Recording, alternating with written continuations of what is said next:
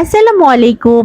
আজকে আমি চলে এসেছি তালের কাপকেক বা তালের ভাপা পিঠা, যেই নামই বলি না কেন, সেটার খুব মজার একটা রেসিপি নিয়ে।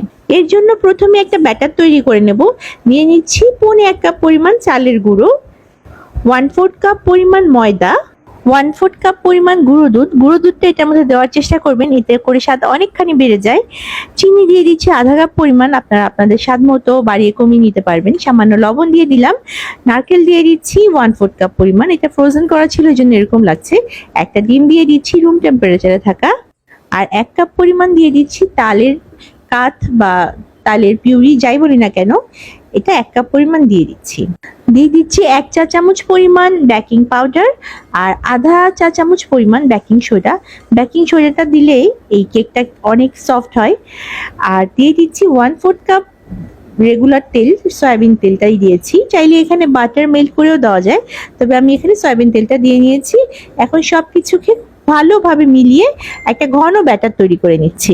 আমার ব্যাটারটা রেডি হয়ে গেছে, এটাকে এখন আমি রেস্টে রেখে দেবো। এটা 10 মিনিটের জন্য রেস্টে রেখে দিচ্ছি। 10 মিনিট পর ফিরে আসছি। 10 মিনিট পর ফিরে আসলাম। এখন আমি যেই পাত্রের মধ্যে কেকটাকে বা পিঠাটাকে বসাবো, তার মধ্যে একটু অয়েল ব্রাশ করে নিচ্ছি। তেল ব্রাশ করে নেওয়া হয়ে গেছে। এখন আমি এর মধ্যে ব্যাটারগুলোকে নিয়ে নেব। পুরোপুরি ভরে দেওয়া যাবে না, এটা অনেকখানি ফুলে উঠবে। আমি এটা 3 ভাগের 2 ভাগ অংশ ভরে দিচ্ছি, বাকি জায়গাটা খালি রেখে দিচ্ছি। সবগুলোর মধ্যে এভাবে আমি ব্যাটারটাকে দিয়ে দিচ্ছি।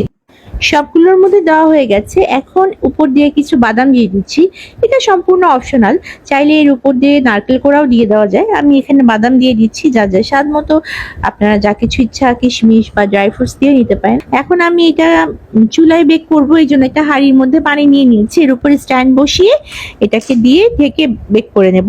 খুব বেশিক্ষণ বেক করার কিছু নেই, 10 মিনিট বেক করলেই এটা হয়ে যাবে। যেহেতু ছোট ছোট করে আমি কেকগুলোকে তৈরি করছি, 10 মিনিট আমি এটাকে সম্পূর্ণ এয়ারটাইট করে ঢেকে রাখছি। এটাকে ঢেকে দিচ্ছি আর 10 মিনিটের জন্য অপেক্ষা করছি। 10 মিনিট পর ফিরে আসলাম। বাইরে থেকেই দেখে বোঝা যাচ্ছে কেকটা যথেষ্ট ফুলে উঠেছে। আমি একটা কাঠি দিয়ে চেক করে নিচ্ছি। কাঠিটা যদি ক্লিয়ার হয়ে বের হয়ে আসে, তাহলে বুঝতে হবে যে কেকটা সম্পূর্ণ হয়ে গেছে। কাঠিটা পুরোপুরি ক্লিয়ার হয়ে বের হয়ে এসেছে। আরও একটা কেক চেক করে দেখলাম, আমার কেকটা হয়ে গেছে। এখন এটা ঠান্ডা হওয়ার জন্য অপেক্ষা করব। আমার তালের ভাপা পিঠা বা তালের কাপ কেক, যাই বলি না কেন, এটা রেডি হয়ে গেছে। এটা সম্পূর্ণ ঠান্ডা হয়ে গেছে। এখন আমি এটাকে পাত্র থেকে বের করে নিব। একটা ছুরি দিয়ে পাশটা একটু আলগা করে নিচ্ছি, তারপর এটাকে বের করে নিচ্ছি। তালের ভাপা পিঠা সম্পূর্ণরূপে তৈরি। এটা যথেষ্ট সফট হয়েছে, নরম তুলতুলে। আমি একটা পিঠা ভেঙে দেখাচ্ছি, একদমই নরম তুলতুলে। ভেতরটা দেখেই বোঝা যাচ্ছে এটা কতটা পারফেক্ট হয়েছে। আর এই পিঠার সবচেয়ে স্পেশাল ব্যাপার হচ্ছে এর স্মেলটা। এর স্মেলটা যে এত ভালো লাগবে, মুখে দিলে মিলিয়ে যাবে, অসাধারণ। আমার আজকের ভিডিওটা এই পর্যন্তই।